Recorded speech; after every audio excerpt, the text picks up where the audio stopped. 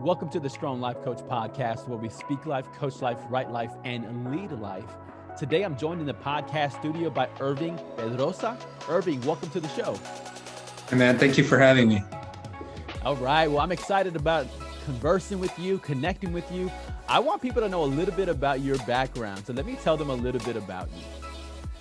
Trial attorney Irving Pedroza practices in courts all over the state of California, litigating cases in personal injury. Irving was born in Guerrero, Mexico. At the age of 6, his parents immigrated to the United States. Irving grew up in Escondido, California, where his family struggled with being undocumented, poverty, mental health disorders, and domestic violence. As a result of his upbringing, Irving has dedicated his life to helping others through the justice system or during his spare time through peer mentor programs. Irving was the first in his family to attend college. Okay, Irving, what inspired you to become an attorney? I think for the most part is a feeling of helplessness. Obviously, you kind of read a little bit about, my experiences growing up, whether it be being undocumented, being looked at differently, struggling with the language itself. And also at some point, my father ended up in jail. My brother ended up in jail.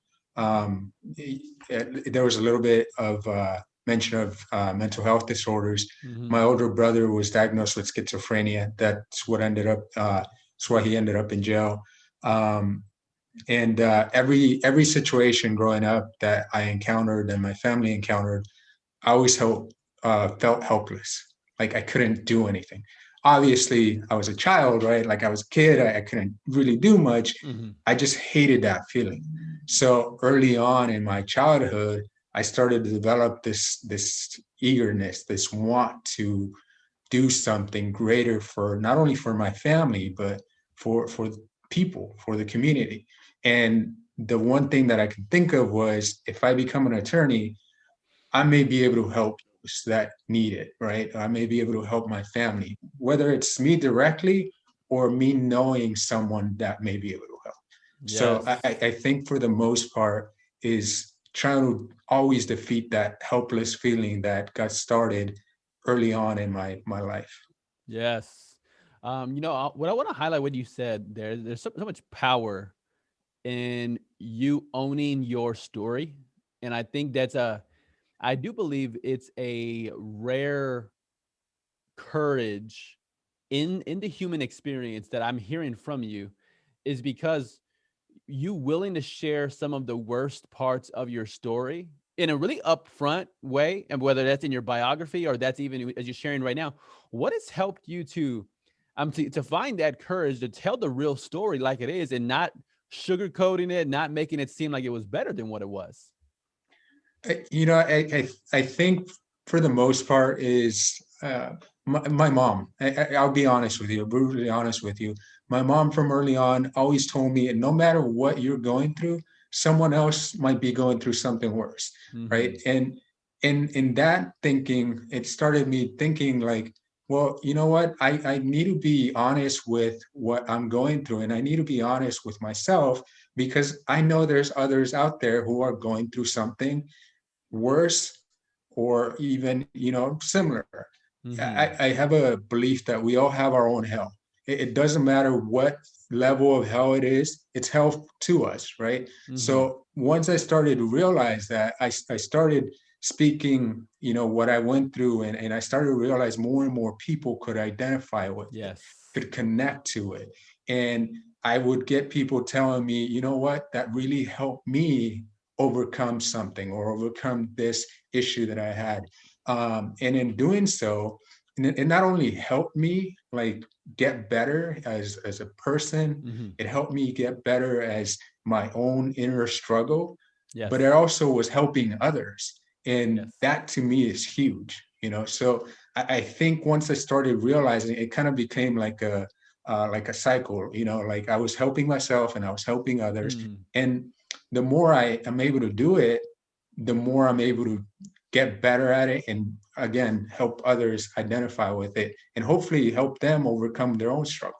Yes. I love that all the way around. That one, it relates and connects you to people. I think also it endears you to people. Like, I mean, I feel like a special bond with you just saying, hey, Irving would come on the podcast and be that authentic and that real and tell me some about his journey. I think that's something that I know I wrestle with at times because naturally, whether it be on social media or in person, I'm building a professional brand and I wrestle at sometimes with how much to talk about, the darkness that I've been through. But I think you just provide this great motivation because you're right. I don't really know what anybody has gone through, but as soon as one person in the relationship begins to be authentic about some of the darkness they've been through, it does, as you mentioned, it seems to bring down the ego of the people in the relationship or the people in the group or the people observing, where they're willing to also share about their journey and their struggle as well. And I think there's some beautiful synergy that's created from that. But anyway, I just think I love the concepts that you're talking about there. Yeah, no, it's really eye-opening because like even now in 2020 or the year that we just went through, Yes. you realize there's so much struggle out there. There's so many people that need that uplifting moment, right? Or that uplifting message, or Yes. even looking up to others to know that it is possible, to become a lawyer, to become a doctor, or whatever, Mm, even though you went through this, yes. so Yes, I love it. I love it. I think it illustrates hope that your willingness to talk about the darkness you've been through and that you've persevered and endured through it. I think, and then you've succeeded despite those obstacles. I think it gives hope to anybody who hears your story from the darkness perspective, but also from the success you have. I know, I wrestle with that, like as I mentioned, the concept. I know I've been through my own darkness. One significant area I talk about is going through my dad's death and specifically his suicide, at the age of 17, and just the struggle it was to experience that and then to move forward.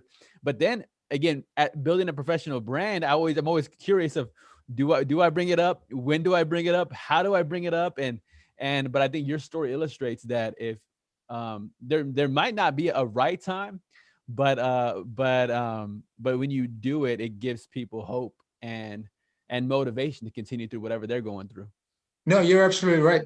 And I do struggle with that too at times, even because even being undocumented, not everyone feels okay about that, Sure. right? But at the end of the day, and that's where I kind of like what I do as a lawyer, because I always feel like I'm fighting for the little people, right?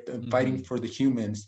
So in that sense, I hope that just as I'm willing to accept whatever human I'm representing, I'm kind of hoping that that other person is willing to accept me as a human, me as my own struggles. Mm. So, and at the end of the day, let's try not to judge others. Let's try Yes. to help others. And I think we all become better as a result. And as a result, we have a better world. Yes. Yes. Listen, take a note of that, podcast listeners. That's something that I want us to highlight, with just the idea of authentically own your journey, authentically share your journey, and then but also not to judge one another from whatever story, whatever circumstances they've been through, but to be that story of, be like Irving, be that story of perseverance and endurance, and your story can and will give hope to other people out there.